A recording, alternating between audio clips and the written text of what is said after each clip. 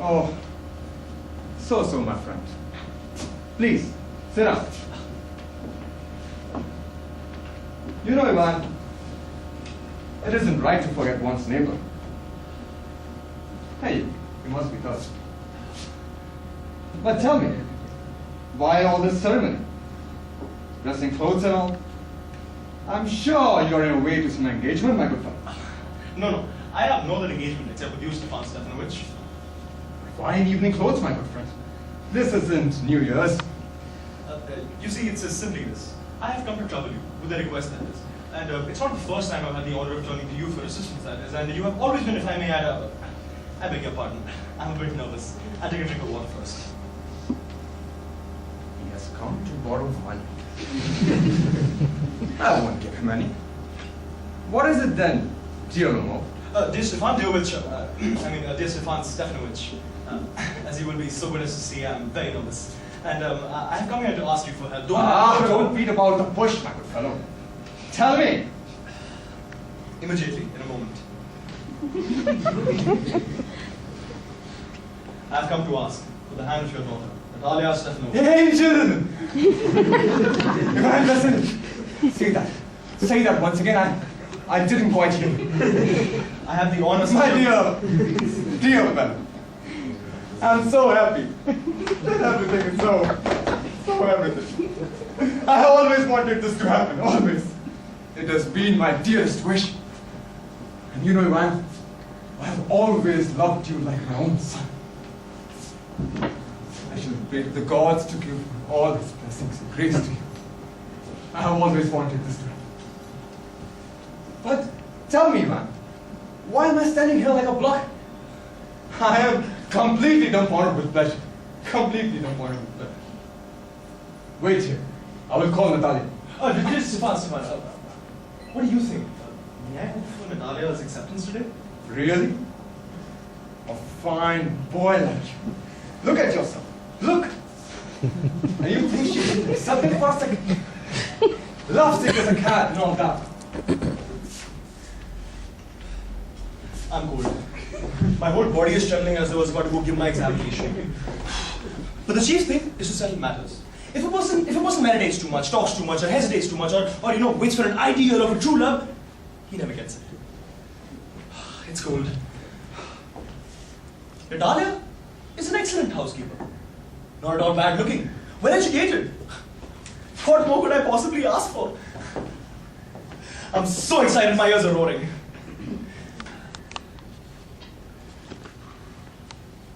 And not to marry? That won't do. First of all, I'm 35, a critical age you might say. Second of all, I must live a well-regulated life. I have a weak heart and I have continuous palpitations and I'm always getting angry and nervous. My lips begin to tremble when something in my right temple throbs terribly. But the worst of all is sleep, my friends. The moment I lie down, something in my left shoulder begins to pull and tug, and something in my head too. I jump up like a madman, walk about a little, lie down again, but the moment I fall asleep, it's there. A cramp in the side. And so it is, all night long. It's you. How was I to go in? There was a dealer in there who'd come to buy something. Good afternoon, Ivan Vasilyevich. Good day, Natalia. You must pardon me for wearing my apron and this old dress. We are working today. But why have you come to see us off now? You haven't been here in so long. Please, sit down. Won't you have something to eat? No thanks, I've just had lunch. And what on earth is this? You're in evening clothes, the latest cut. Are you on your way to a ball? You seem to be looking better too, really. Tell me, why are you dressed so gorgeously? You see, Natalia, it's simply this. I have come to ask you to listen to me. Of course, you will be a bit surprised and you will be a bit angry, but oh, how fearfully cold it is. What is it? Well? I'll try to be brief. As you know, Natalia, for many years, I have had the opportunity of knowing your parents. My poor aunt and her husband have the greatest respect for your father and your poor mother. The Lemovsky Shubakovs have been for decades on the friendliest, indeed the closest terms. And if I may add, my property adjoins your own. If you would be so good as to remember, my meadows touch your birch woods. The interruption, but you said my meadows. Are they really yours? Of course, Natalia, they belong to me. What nonsense. The meadows belong to us, not to you. No, Natalia, you're mistaken. They belong to me. That is certainly news to me, Ivan. The meadows belong to us. I'm talking about the meadows lying between your birch woods and my big earth. Yes, exactly. They belong to you. No, Natalia, you're mistaken. They belong to me. Try to remember exactly Ivan Vasilievich. Was it so long ago that you inherited them? Long ago? As far back as I can remember, they have always belonged to us. That isn't true. You'll pardon my saying so. It's all a matter of record, my dear Natalia Stefanova. It's true that at one point in time, the title for the meadows was disputed. But now, everybody knows they belong to me. There is no room for discussion. Be so as to listen. My aunt's grandmother gave the use of the meadows, free from all costs, into the hands of your father's grandfather's peasants. And they lived in the land for 40 years while they were making bricks for my grandmother. Later, however, when... There's not a word of truth in that. My grandfather and my great-grandfather too knew that their estate stretched back to the swamp so that the meadows belonged to us. What further discussion can there be? It's really most annoying. I can show you the papers, Natalia. No, either you are joking or trying to lead me into a discussion. My family has owned this estate for nearly 300 years. And now all at once we hear that it doesn't belong to us? You'll pardon my saying so, Ivan, but it's really very annoying. As far as I'm concerned, the meadows are worth very little. In all, they contain about 5 acres and are worth only a few hundred rubles, say 300. But it's the injustice of the thing that affects me. Say what you will, I cannot bear injustice. Please listen until I have finished, please. As I've already had the honor of telling you that your father's grandfather's peasants, they make bricks for my grandmother. My grandmother wished them a favor. Grandfather, grandmother, aunt, I know nothing about all that. All I know is that the meadows belong to us, and that ends the matter. No, they belong to me. And if you put on 5 more suits of evening clothes and keep on explaining it for 2 days, it's still ours. I don't want to take your property, but I refuse to give up what belongs to us. Natalia, the meadows don't matter much to me. It's only the principle that matters a lot. Please, if you're agreeable, accept them as a gift from me. But I can give them to you because the meadows belong to us. What discussion can there be on this, Ivan? According to you, I'm a usurper then, am I? I have never appropriated the people's property and I shall accuse nobody of something like that. The meadows are mine. They belong to us, not to you. No, they belong to me. They belong to us. Really, you needn't scream, so you want to scream and snort and rage, you may do so at home, but here, please keep yourself within the limits of common decency. What's going on? Papa, please tell this gentleman to whom the meadows belong, to us or to him. My dear fellow, the meadows belongs to us. But merciful heavens, Stefan Stefanovich, how do you make that out? You ought to be a bit reasonable at least. Let me tell you again. My aunt's grandmother gave the use of the meadows to your grandfather's peasants, and they lived in the land for 40 years as they would on their own property. Later, however... My dear fellow, you forget that your grandmother peasants never paid, because there has been a lawsuit over the meadows. And everyone here knows that the meadows belongs to us. Natalia, I'm sure this gentleman has not gone through the map carefully. I can prove it to you, sir, they belong to me. Don't try to prove anything, my dear fellow. I will. My good fellow, what are you shaking about? You think all this yelling and shouting is going to prove anything? It's simple.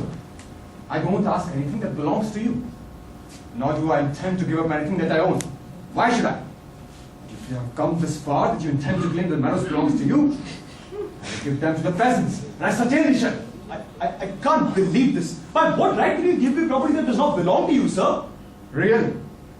You must allow me to decide what I have to do with my own land.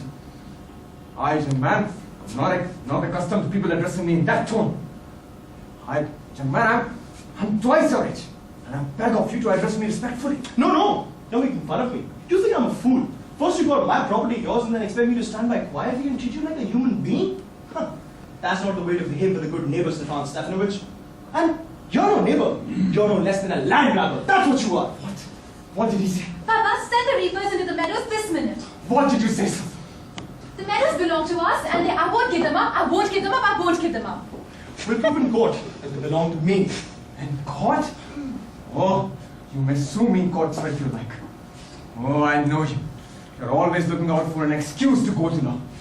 You are an intriguer. That's what you are. The whole family, I remember, your whole family is always making trouble for everyone. The whole Lemon lot. Kindly refrain from insulting my family, sir. The entire race of Lemon is honorable and has never been one brought to trial for something like embezzlement. Unlike your uncle was. The whole Lemon family were insane. Every one of them. Your grandmother was a dipsomaniac. Your younger aunt Nastasia, his younger aunt Natalia, Nastasia, ran away with an architect. God. Your mother lived. My heart, my side pains, heavens, I'm dying. Your father was a gambler and a glutton. And your aunt was a gossip like few others.